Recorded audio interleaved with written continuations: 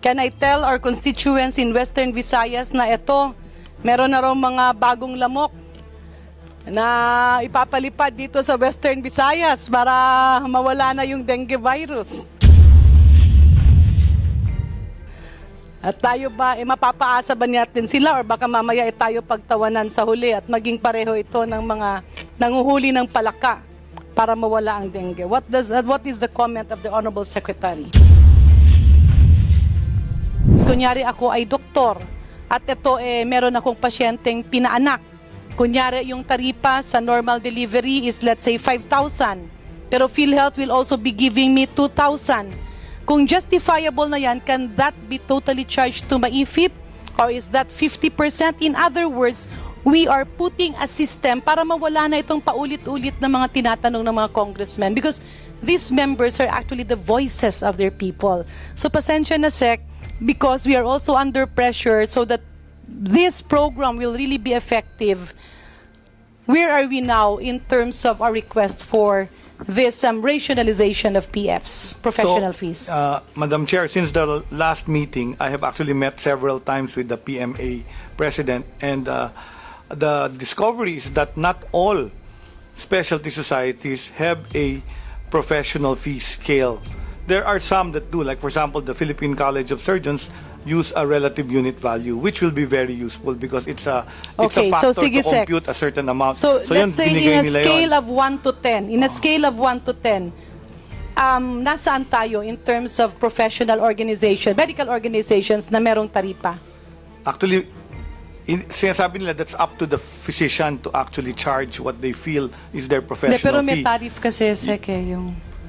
There's none because it's their profession. It's a private patient-doctor relationship. Yes, so the amount but they agree on is between them. But within the societies, some impose, some do not. Kaya nga. Majority, siguro 9 out of 10 do not impose. No, so the charging is Madam dependent Chair, on the professional that has actually practiced. Check. My request is not for them to impose. Our request is for the DOH to get a list of those tariff. You will be the one to impose it. Kung wala silang lista, and then we know truly well how to compute that, then DOH can form a committee to respond within 1 month para, okay, meron ditong pasyente, nagpapa-renal transplant. Sa maifip, magkano ang pwede as PF? Meron naman ditong magpapadialysis, magkano ang pwede? Meron ditong magpapa-opera ng heart surgery. magpapa-stent. Okay. Meron ditong may colon cancer, iba-biopsy or kukunin yung let's say may idadissect or whatever, o may resection, o kung meron kasi, we are not saying make it 100% doable, but we can start with step 1. Kasi Sec, or sa C-section, sa panganganak. Oh, yun. No, I mean, but at Hindi. least, kasi alam naman natin na merong effort, di ba? At meron namang, I mean, for example, kunwari lang, I mean, para madali, C-section, alam naman natin kung ano yung relative difficulty ng panganganak, right? Meaning number of, yung, in terms of time required, di ba? For that procedure, assuming walang complications. Alam naman ng doktor yan di ba? So, more or less, merong range, di ba? So, yun lang naman, kasi honestly, nakikita talaga namin, based on what our constituents tell us, na sinisingil talaga sa kanila na mga doktor nila. And kami na mismo nagsasabi sa inyo na talagang they can really be unreasonable. Madam Chair, ganito na lang. With due courtesy, sected, no? Kaya nga kanina dun sa opening, medyo nangungulit ako na DOH has to take this committee seriously. Kasi itong issue ng PF, araw-araw, this is bombarding our ears. And the only way to solve this is to have a tariff. Ngayon, kung makita natin, sige, ito pala, 2,000 lang. So, pwedeng full i-charge sa maifip. O ito naman, 10,000. Pwedeng full i-charge. Kung mga malalaki naman, kunyari ang PF nila ay 50,000, then maybe half of that, magagawa natin ng menu. And if you want, then maybe Congress, you can assign a SEC if you want, because we really need this for the sake of alignment. In other words, ang sinasabi nga namin paulit-ulit, the tariff determines the maximum professional fee. Now, if we have that compiled list, we can now equate it, how much will be charged to PhilHealth, how much will be charged to MAIF. Let's say I'm the doctor. Ang PhilHealth dun sa case rate, kung nagpanak ako, let's say binayaran ako ng 5,000. Now, dun sa MAIF, magkano pa yung justifiable? Another 5,000? I mean, a process like this can solve a lot of problems. And that will make also MAIF very useful to the people. At the same time, yung mga ibang doktor na sobrang matataas yung fees, medyo mahihiya rin. Andun din naman yung daily rate natin eh. Let's say if it's charged to MAIF, then magkano ang daily rate as a professional fee for patients under your service? So is that 500 pesos? Do we put that down to 300 pesos? In other words, we will have a menu to make DOH more reflective of how we can help reduce the out-of-pocket expenditure. Thank you, Madam Chair. We will comply. In fact, I'm inviting Honorable Dr. Congresswoman Janet Garin to our meeting with the PMA leadership. There is a new leadership. Maybe we can explain the reason and the fallacy behind. We already know how some specialties charge. For example, we know internal medicine charges the room rate per visit. So if you're in a suite, they charge you the rate of that suite per visit during the round. Yeah. So yung mga professional fee naman sa consultation, may range yan. We know it's anywhere precisely, meron silang rate depende sa kwarto. Ito ward, ito private, ito semi-private, ito suite room on a daily basis. Now, kung ito namang pasyente na to ay parang sa MAIF i-charge yung kanyang medical expenditures, we can go to the lowest fee and then wala nang dapat, hindi na dapat i-withheld. Yun lang talaga. I mean, we are very much willing to volunteer just so this will have a solution already. Example, merong iba, kasi sinabi na nga 50% can be charged. Yung PF nila, talaga namang 50,000 lang. Well, of course, that's already big. Let's say 20,000. Yung 20,000 na PF ng surgeon na yon, dahil 50% will be covered, i-jack up nila to 50. Para ngayon, makover yung 25. In other words, parang, sorry Sec ha, Sec Duque will also be aware of that kasi yun yung palagi kong sinasabi when he was PhilHealth President and when I became DOH Secretary. Remember Sec, yung nirereklamo ko na kapag PhilHealth, example, ito ang IV fluid, maa-admit si patient. Ang cost ng IV fluid is 40 pesos. Pero kung chinarge mo sa PhilHealth, ang ilalagay sa billing ng hospital, 80 pesos. Kasi ang rason nila, dahil utang daw yon. Now, ito namang si PhilHealth at ito namang si government, sasabihin sa madlang people, mga kababayan, meron tayong good news. Yung ating coverage ng PhilHealth dati 2,500 lang. Ngayon, 5,000 na. But the people wouldn't feel the difference. Why? Kasi the facilities will increase the cost. Yung mefenamic acid, dati, let's say piso, gagawin nila 3 piso. Kasi utang daw. And I believe that's also one of the aspects why other private hospitals are not signing a MOA. Kasi gusto nilang mag-charge ng what they call interest kasi hindi cash payment. In other words, Sec, nawawala yung saysay on how the people can feel public health. So if I may again, pasensya na Sec, kukulitin kita, talagang papayat ka ng 100 grams kasi kukulitin kita sa PF. Love you, Sec. Okay. 100 grams na lang. Sige. Love you, ma'am. Yeah. My next question. Pasensya na ha. I'm doing the checklist, punch list nung there was a USAID funded mechanism before. I believe, I'm not sure if you Sec Rosette or you Second. Do you remember yung hospital scoring system? There was a hospital scoring system. I was very definite about that because that was implemented during my time. Ano bang ibig sabihin ng scoring system? Di ba merong allocation? This was funded, I believe, by USAID when DOH asked itself, kasi naging historical yung allocation. Lahat ng mga hospital, kanya-kanyang takbo sa secretary para magkapondo.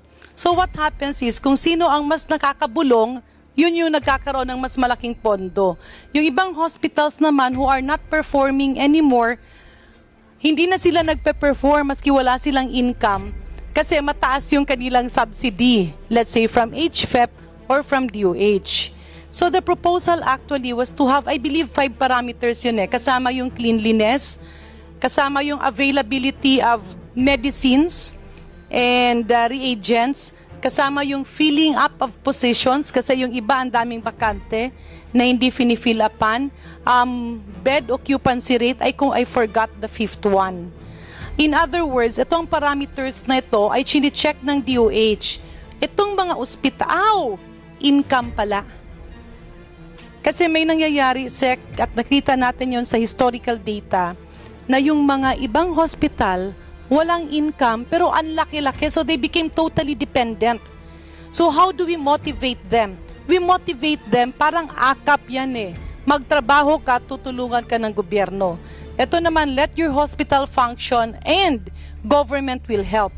So hospitals who have readily available medicines, who have equipments that are running at hindi palaging sira, malinis kung binibisita nyo nang hindi announced, napupuno yung personnel complement at hindi palaging may maraming filled up position, and meron silang income na nakikita nyo based on the computation, will have more MOE and HFEP allocation. So my appeal, Sec, is maybe we can put that back para naman yung mga hospitals naman ay it will like be a yardstick for them to perform. Okay. Thank you, Madam Chair. Yeah, the program is ongoing. I'm sorry, I'm not familiar with the program, but apparently this is a program that started in 2019, as you rightfully said, and it looks at core outputs for their hospital score. The period is from 2023 to 2028. Percentage of ER patients with less than 4 hours turnaround time, percentage of patients with less than 6 hours discharge process turnaround time, percentage of inpatient laboratory test result in less than 5 hours, hospital acquired infection rate, client experience survey rate, and disbursement rate of cash allocation. So tama po, ginagamit siya, and it's currently and I will tututukan ko, ma'am, that started for you. actually 2015 to 16. Okay. So the funds that they got in 2016 was a reflection of their performance in Correct. 2015. Correct. So ang mangyayari kasi niyan, each hospital, hindi ka na magbe-base sa kung sino ang unang makakabulong. Correct. But you will base their subsidy, additional subsidy, on their performance. Palagi bang puno ang hospital? Palagi bang may gamot na available? Efficient. Hindi ba sira yung mga makina? Makikita mo bang may income ba sila? At yung income nila, saan ba siya nagagamit? At yung mga pasyente ba, hindi ba talagang naghihintay na lang ng napakatagal? So in other words, it will be a yardstick for the hospitals to perform and be rewarded. Okay. Sec, meron din kasi kaming isang sisingilin. Remember, we were discussing COVID testing fees. Okay. And you mentioned na ito, meron nga yung mga mura, dito, ganon. But then, our question kasi, with the huge investment that government had on COVID testing, it should have been given for free. Kasi marami yung humihingi, sinisingil ang taong bayan, pero sinisingil din naman ang PhilHealth. But the real trigger of all of this, if you are going to look at ground zero, it was actually because PhilHealth came up with a very high COVID testing of 8,250 ba yun? So parang ano yan nung nagsimula ang PhilHealth na, sige, COVID testing 8,250. All the other private and government providers followed suit. But if you look at the global data, COVID testing on a similar date and time was only at 1,500 to 2,000 pesos max. In fact, the other countries were giving it for free. So ito yung gusto naming himayin para hindi na maulit. So that if PhilHealth will have a package, dapat hindi nasisingil ang taong bayan. So, Sec, we would be waiting for your response on that matter. hospital, we will comply with your request to utilize it. And second, itong sa PhilHealth, we will look at how PhilHealth addresses the costing of reimbursement kasi mukhang mali yung naging costing nung una, kaya masyadong mataas. So, And we will who study were the this. people responsible for that? Sige, ma'am. Ano ang ginawang basis? Kasi Sec, why am we are not doing this. I hope Secretary Duque will also understand. We are not doing this out of vindictiveness for the previous administration. No. We are doing this para hindi maulit. Kasi may WHO formula eh. You just encode there and then automatically it will generate a recommended cost pa lahat sa lahat ng labs. So, pag linabas mo yung formula na yan, at that point in time, it was around 2,000 plus. Okay. My last concern, Madam Chair. Ay, sorry. Honorable Chair, can- Garin. Yeah, let me go back to DOH concerns. So with Western Visayas being on top in terms of dengue deaths and dengue morbidity, Madam Chair, I have here a news report where the DOH Secretary was, I think this is a pre-SONA interview, where the DOH Secretary was quoted and saying that the primary solution for dengue is vector control and it's managing the carrier of the disease. Does this conform with the thrust of the World Health Organization? Yes, as a vector-borne illness, the main public health concept of controlling any increase, because this interview was because of a 15% increase in dengue cases. So the answer is vector control, Your Honor. Madam Chair, is Secretary Herbosa aware of the dengue control as released by the World Health Organization way back in 2012? I just don't have the exact copy with me now, but there are actually 5 parameters. And it was mentioned several times that while vector control can contribute, it is not sufficient because it is something that has been done for several decades. But there were observations specifically on the aspect that it cannot be controlled, and doing the same thing over and over again, expecting a different outcome. As may I quote Mr. Cito Beltran when he said, doing the same thing over and over again, but expecting a different outcome is a definition of insanity. So if you review the World Health Organization's record, they have been very firm in saying that vector control, while it is one of the approaches, is highly insufficient because the population of mosquitoes, specifically, especially in the Philippines and other tropical countries, has not been estimated. So can I ask Secretary Herbosa, ilan po ba ang populasyon ng lamok sa Pilipinas? Your Honor, we are not repeating the same efforts. For your information, vector control is still the mainstay of all vector-borne disease. There may be other efforts, but in the Philippines, the cost-benefit is really vector control at our program that we implement. More recently, I have talked to the newest data on Wolbachia mosquito, bacteria in mosquito, and we are implementing that study here in the Philippines. So, hindi naman totoo na we're implementing the same programs. We've also talked to Sec, another can company. you expound on the World Wolbachia program that you are saying? The Wolbachia is a bacteria that is that causes a decrease in dengue cases by affecting the female mosquito vector. Again, it's a form of vector control using a biological control using the Yes, so Wolbachia ang ibig bacteria. sabihin, no, just to laymanize it, yung mga babaeng lamok na pwedeng magdala ng dengue ay nilalagyan ng bakterya para sila ay hindi na maging carrier. And may I inquire from the Honorable Secretary, how much does this vector control cost? Your Honor, that's only one methodology. There is a methodology wherein they Sec, found... please answer my question. My they question found- is how much I does do it not know the cost? cost, but the one I'm talking to is not that methodology which requires the installation of the but bacteria. you The one mentioned- I'm talking to is the Yeah, Madam technology Chair. that requires the study of freely growing Wolbachia among populations of the mosquito. Kaya nga, Madam Chair, my question is very clear. How much does it cost? Hindi ko alam, Madam Chair. Okay. For the information of this August body, this situation is not new. And it was presented to the Department of Health several times, way back in 2012 up to this point of time. Merong prinisent pa nga na yung lamok na lalaki ay may linalagay para maging infertile yung lamok na babae at meron pang maraming ginawa. But the cost was very high.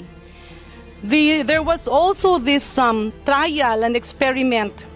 However, what was found out was that it was only applicable in closed situations. Yung bang nasa loob ng aircon na kwarto na ikokontrol mo yung lamok. My point, Madam Chair, Your Honor, with due courtesy to Secretary Herbosa, ang nagiging problema kasi pag ganito and we release statements letting the people hope na mangyayari. Yeah, would ASEC Domingo be willing to answer the questions instead? I've noticed kasi, Madam Chair, every time we're discussing, they are having their private moments also. So, nagiging mahirap tuloy na iba yung tanong, iba yung sagot. No? So, if I may, nagkaroon na kasi yan ng proposal na yung lamok nga ay iko-control para hindi na makapangagat. And other countries spent a lot because that particular mosquito was very expensive. Unfortunately, it failed. Kasi imagine, mag-i-invest ka ng millions of pesos para sa lamok na lumilipad. Eh pag pinatay yan, di wala na. In other words, there have been a lot of proposals like this. My point is, ang dami kasi nang nabola na, uminom ka ng tawa-tawa, hindi ka mamamatay kapag ikay nagka-dengue. O ayan, manghuli kayo ng palaka kasi yan ang mga nakikita. O uminom kayo ng virgin coconut oil. And that has been flooding DOH, DOST, and the government has been spending a lot of money for these trials. Now, Secretary Ted, if you are saying that vector control is the primary solution, why is it that despite several years of doing vector control and spending millions, if not billions, the absolute number of dengue deaths and the cases has not reduced? And WHO has come up with a proposal that was released in 2012, crafted in 2010, that mentioned several times that vector control is not sufficient anymore, especially so that ground zero and hyper-endemic countries for dengue like the Philippines and other tropical countries, the population of mosquitoes cannot be controlled. In fact, if Secretary Herbosa will remember, when he was still Undersecretary, pinatawag ng Department of Health yung ating mga doktor ng lamok sa RITM, our entomologists, and we asked them several times to estimate lang, the number of mosquitoes, Aedes aegypti, in the Philippines. But they were very candid in telling us, hindi nila kayang ma-estimate sa dami ng mga pinamumugaran na mga nasa loob, kagaya ng mga forest, yung mga internal areas. So in other words, if the Honorable Secretary is telling us that he believes that the World Wolbachia Program will prevent the Filipinos from having dengue, what will be the steps with regards to the implementation of this? How much will the cost? And what will the Filipino people expect? Can I tell our constituents in Western Visayas na ito, meron na raw mga bagong lamok na ipapalipad dito sa Western Visayas para mawala na yung dengue virus? At tayo ba, mapapaasa ba natin sila or baka mamaya tayo pagtawanan sa huli at maging pareho ito ng mga nanguhuli ng palaka para mawala ang dengue? What is the comment of the Honorable Secretary? Thank you, Madam Chair. For mortality rates, we have actually reduced mortality rates of dengue to Sec, 0.3. my question is So about that- the Wolbachia. Madam Chair, if I may. I'm explaining that there are many developments that have happened in dengue, and we are not doing the same things over and over again. We have What is learned the to do treatment. difference? We have now learned to do treatment very No. well. Madam We're Chair, now point able of to order, diagnose- please. The Secretary is not answering the question. Sec, we've been very lenient eh. Hindi dinadivert mo kasi napakasimple kasi nung tanong. Ikaw ang nagsabi, merong mga bagong klase ng lamok na magiging solusyon dito. And my point is, I don't want our people to be hoping against hope. So ang tanong ko, itong sinasabi mong Wolbachia program na kung saan yung mga lamok ay lalagyan ng bakterya para makapag-prevent ng dengue.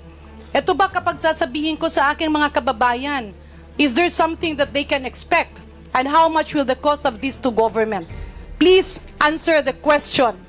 The Wolbachia is currently an experimental, so I am not recommending it. You misinterpret me, Madam Chair. I am telling you that the accepted form, and I'm reading now the document of WHO, it continues to be vector control. And what they have increased as strategy are global strategies on education, on early detection through the early testing so that they can do early treatment, hydration, diagnosis, and prevent mortality. And the goal of the program is actually to lower mortality of the dengue program in the global burden of illness. So if you give me the chance, Madam, I will actually continue to study the Okay. 2020-12 document Yeah. and find out if we're doing anything different. But I think we Yeah. are complying with Madam this. Chair, I can refer to the our reason program why director I asked this, of dengue. I did not misinterpret you, but it landed in the news. That's why I am asking this question, and in fact, I was also sending messages if this is true, because our people might be giving false expectations. It's different when you talk as an ordinary person, and it's different when you talk as the Secretary of Health. Because your statement can be misconstrued as a policy statement. Ang mangyayari dyan, aasa yung mga tao, because this is, we will work together. These proposals come on an annual basis. Meron pa yung mga binibentang lamok na lalaki na pag nirelease mo raw, mamamatay daw yung babaeng lamok kaya mawawala ang dengue. But it was too costly. And it was not really working, especially in an actual situation. In hundreds of thousands of trials, at least one that can be successful is not even near. So my point here is, as Secretary of Health, it will be very difficult if we let our people expect na may solusyon na. Because the reality is, yes, we do vector control. Yes, we do vaccination. But the point there is, people has to realize that vector control is one aspect, pero nahihirapan tayo doon. But the main thrust of dengue without vaccination will actually be early diagnosis and early management. So, yan po ang dinadrive ko. I agree. In fact, I will quote from the document that you referred, the 2012 document. It states, effective vector control measures are critical to achieving and sustaining reduction of morbidity attributable to dengue. Preventive and vector control interventions aim to reduce dengue transmission, thereby decreasing the incidence of infection and preventing outbreaks So, of Sec, disease. can you So it's very enumerate clear the 5 that what I parameters? said is being also espoused in the document that you referred, the 2012 WHO document, that it is in red, dengue, or in a box that states that it is vector control. Yeah. Thank you, Madam Chair. Madam Chair, for the record, I am not saying that vector control has no use. But what I'm saying is that saying that it's the primary solution has long been outdated. If the Honorable Secretary can orient this body as to the 5 parameters, ano ba yung 5 bilog in the target of reducing morbidity and mortality by 50% in 2025? There are 5 circles that WHO has released. Ano ba yung 5? Yung pinaka-last nga dun is determining the actual extent of dengue problem. The 4th is actually vaccination. 3rd is vector control. Yes. So 5 yan. Microphone, please. Wala So you have dito. 5, I cannot right? find the 5. It's reducing mortality and morbidity by 50% in year Those are the 2025. Sorry, hindi Ayun, ko na rin yan targets. na-review kasi Those are sa... the targets. Yeah, so Yeah. that's the target, but you have These 5 steps. These are not the these are the elements of the document: Yes. diagnosis and case management, integrated surveillance and outbreak preparedness, sustainable vector control, Yes. future, it says future vaccine implementation, and basic operational and implementation research. Okay. And future refers to what was released in 2012. What year are we now, Secretary? 2024. So we're in 2024. So when you say future vaccination in 2012, that is not based on 2024.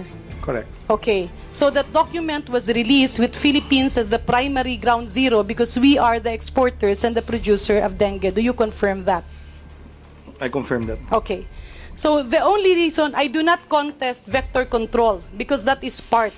But I will stand by my word and by the WHO's words that for several decades, that is not enough. Kaya nga, nagkaroon ng vaccination program and kaya nga, the fifth element which says knowing the real status has to be determined because up to this point of time, nobody can control the elements of how dengue has massively mutated into various deadly types and how many countries have already been hyper-endemic instead of only epidemics. In other words, kung dati-rati ay tag-ulan lang, sa ngayon ay buong taon. But what worries me is that for a pre-SONA, you will be announcing and letting people hope because you mentioned it was used in Indonesia and other countries. Medyo kinakabahan lang ako kasi baka mamaya magkaroon ng implementation ng program nito about experimenting on mosquitoes and preventing them from transmitting dengue because I am fully aware that this has not been successful. So if you were saying that this will be implemented in the Philippines, will this entail cost? No, this is going to be implemented as research. In fact, the World Dengue program was trying to the World Wolbachia program was trying to push it. World Mosquito program was trying to push it. And I said no, it cannot be pushed without proper clinical stage 4 research. So since the absence of that, they are claiming they have clinical stage 4 research in other countries. I said no, you have to do clinical stage 4 studies first in the Philippines and prove to me that it is effective before the government implements So it. Sec, let's go back to your statement kasi nabungkap na rin yung universal healthcare law and you're saying clinical stage 4.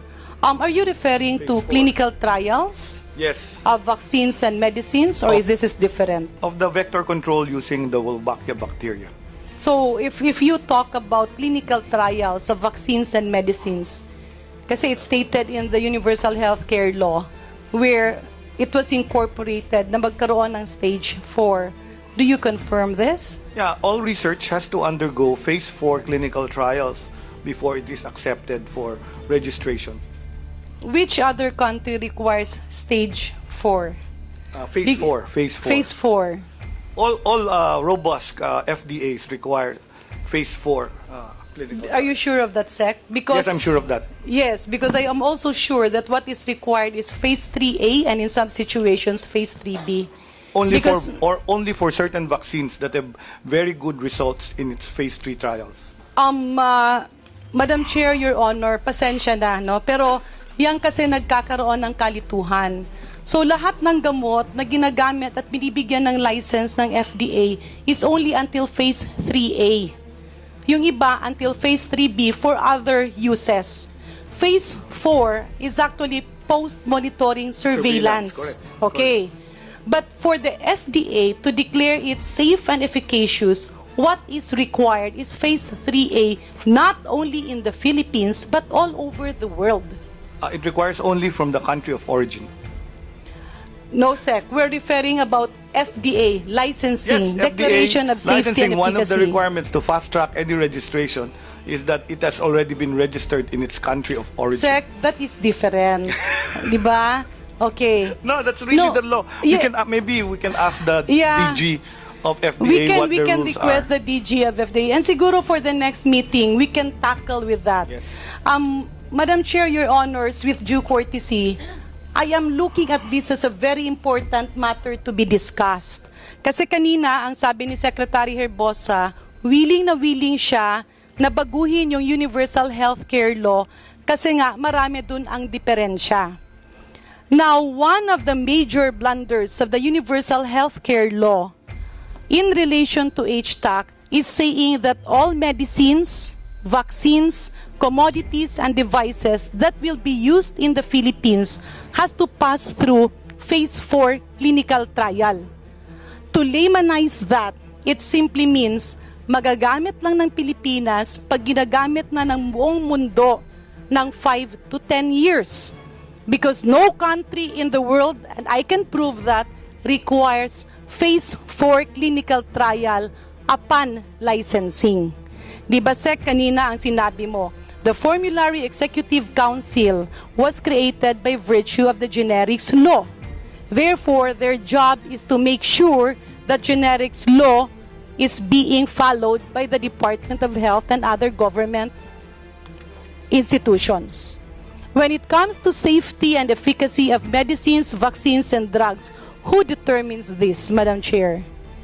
Madam Chair, let me clarify this because for drugs, it has to have Phase 4. That is when we can actually use it and register it. But for vaccines, the other route that Sec, Honorable pakisagot mo na Congresswoman yung Garin unang is kong asking. question. Who determines safety and Ito nga yung efficacy? sagot ko, ma'am. No. My answer is that there is a pathway to register that, and that's called a WHO pre-qualification. Madam Chair, my question is, in the Philippines, who determines safety and efficacy? The FDA. Yes.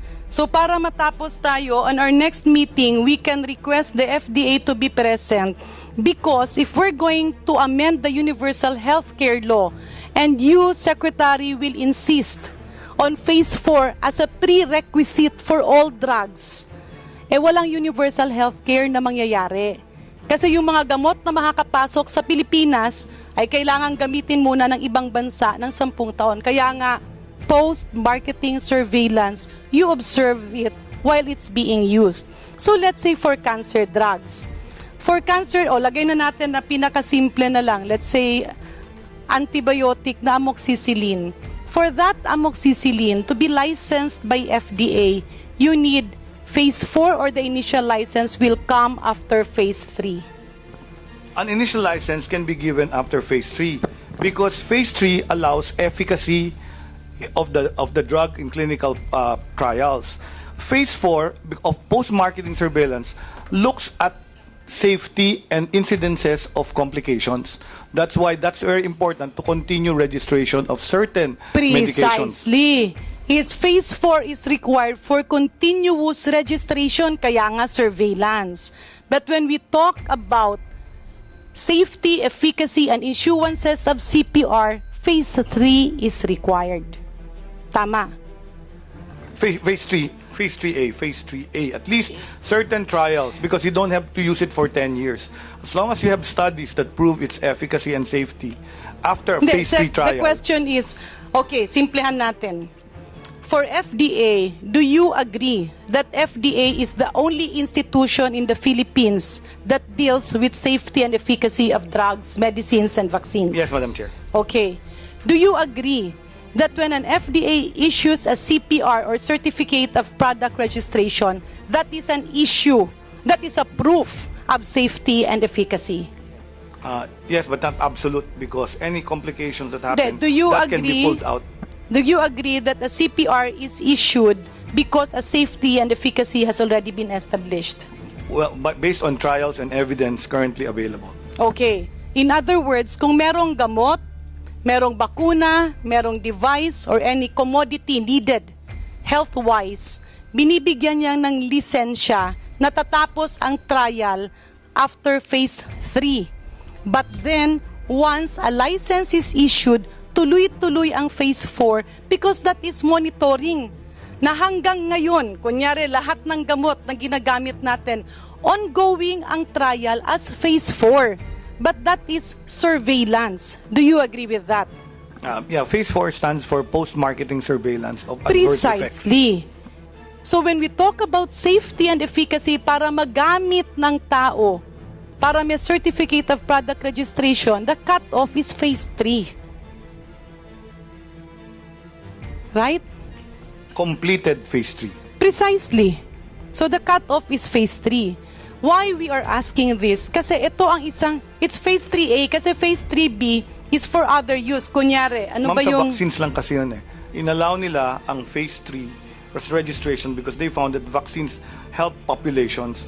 So inallow ang phase 3. For all drugs, phase 4 talaga. Okay. Yun talaga, ma'am. Ano nga ba tong gamot sa puso na ginamit for erectile dysfunction? Viagra. Okay. When Viagra was given a CPR, what was the indication?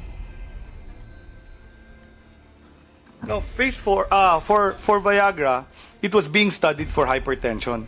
But people were coming back during the study. So it was not, the indication was discovered because of research.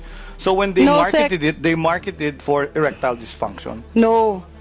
When Viagra was first approved as a drug, not in the Philippines, what was the primary indication?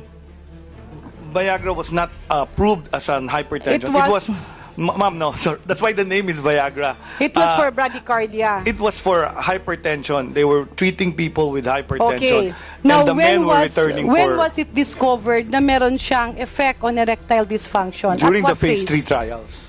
Phase 3 or phase 3B or phase 4? Hindi ko alam yung detail na yan. Yes.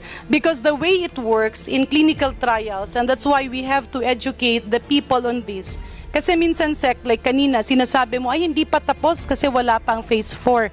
Ay hindi pa ganito. Iba kasi ang post-marketing surveillance eh. You do it continuously. And as Secretary of Health, your statement can always be a policy statement. In other words, if we are talking about universal health care, paano ka ngayon magkakaroon ng universal health care if we don't have access to medicines, vaccines, and commodities? Because the law states that you cannot use anything until you finish phase 4.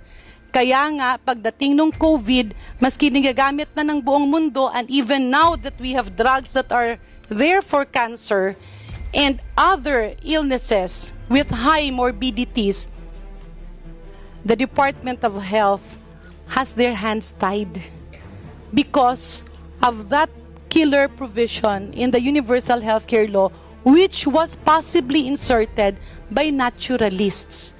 Yung mga naniniwala na dapat walang gamot, dapat healthy lifestyle, at magiging okay ang buhay mo. And we need you to look at this because this is actually what we call a killer provision in the universal healthcare law. Sec, if we talk about universal healthcare law, does laboratories, ancillary procedures, and medicines play a role? Yes, Your Honor. Okay. In other words, kasi hindi lang naman ito sa Pilipinas eh. Magkakaroon kasi yan ng mga lobbyists that they lobby for natural medicine. Yung mga nagsasabing hindi mo kailangan ng gamot, hindi mo kailangan ng laboratorio, ang kailangan mo ay makausap ang mga espesyalista because 90% of illnesses will go away if you talk to a specialist. You have heard about this advocacy, right? No, Your Honor, I haven't heard of that. Are you sure? Because when we were both undersecretaries, we had many advocates requesting a meeting with regards to this. I can help you recall that later on after this hearing.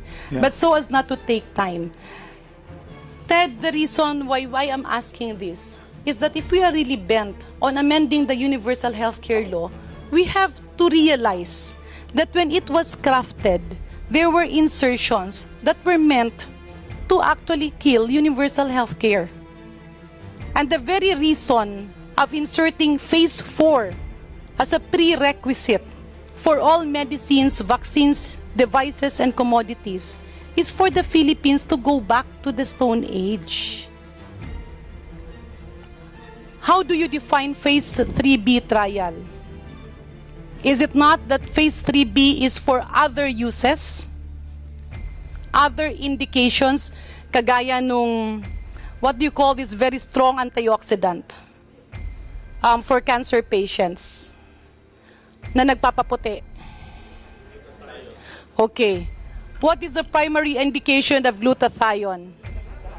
Okay. Is it not that the primary indication of glutathione is that it is a very strong antioxidant for cancer patients? Can the Secretary confirm that? I confirm that. Okay. However, in phase 3B, when it was being used by many cancer patients, nagulat yung mga doktor kasi pumuputi at gumaganda yung mga cancer patients after treatment, and you can see that now. And it was found out in phase 3B that in excessive dosage, kaya yung mga gumagamit ng glutathione dyan, kung hindi naman yan overdose, hindi ka puputi. But that's a good antioxidant.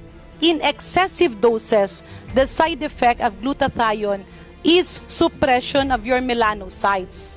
Ibig sabihin yung pigment cells mo hindi gagana, kaya ka puputi. But that was discovered in phase 3B. Can the Secretary confirm this?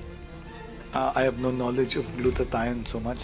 In Your other Honor. words, if you are going to require phase 4, how do you define post-marketing surveillance, Secretary?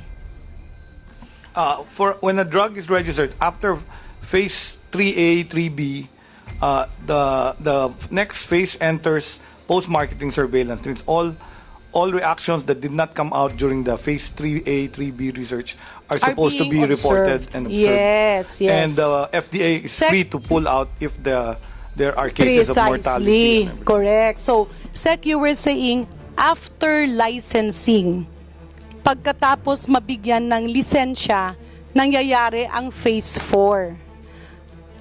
Is it not that the license means that the general public can use it already? Let me explain. Phase 4 is a continuing thing. It's not a Precisely. one-time.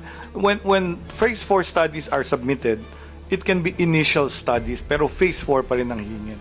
Pero after Precisely. over many years, you can have several complications that can come out, and many drugs in the past have been pulled out of market because they were already in Correct. phase 4, they were already approved, they were being used in what you call clinical pathways, but they are pulled out because of Because in identified phase 3A, complications. Secretary, the safety and efficacy on a substantial population has already been determined. The safety and efficacy established in phase 2 is now enhanced by a bigger and wider population with more parameters in phase 3A. We need your input on this because if you believe that we have to finish all phase 4 prior to allowing its usage in the general public as what the Universal Healthcare Law says, then we cannot achieve UHC law. Because how can you have universal health care when medicines, commodities, and vaccines will not be accessible to the people? That's a Maybe strong- this is something that you can look into because that is one of the major amendments that I personally believe should be pushed through in the proposed universal health care law. Is it not that medicines evolve very fast?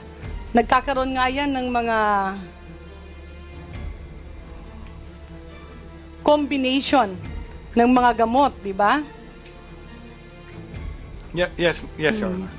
So that is what we are pointing at, Sec. Because if you insist on saying that it has to have phase 4,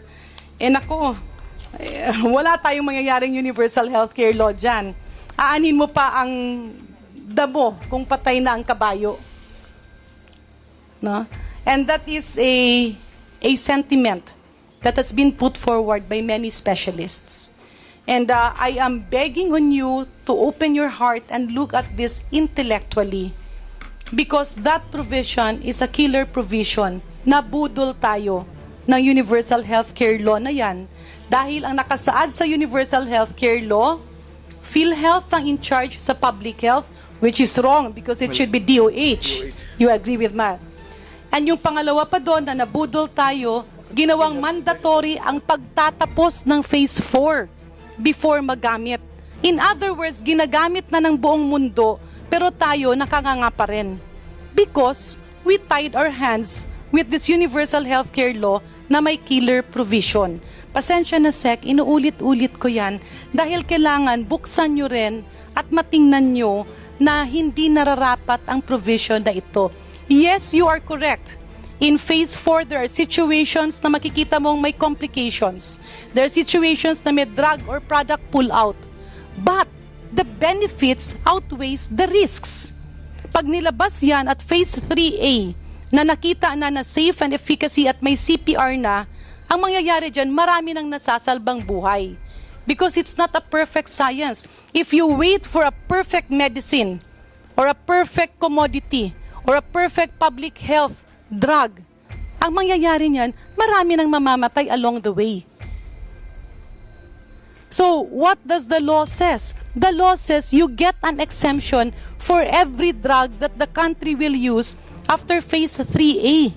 So, ang nangyayari dyan, lahat ng gamot, aakyat ba tayo sa Presidente? Aakyat ba tayo sa Secretary of Health? Then you will now be tied with all these medicines. What if another pandemic comes? Yan, tumatakbo tayo ng exemption. So, please look into this because if you as the Secretary of Health believes that everything requires completion of phase 4, then I'm really sorry to say, but we are somehow doomed because medicines is part of public health.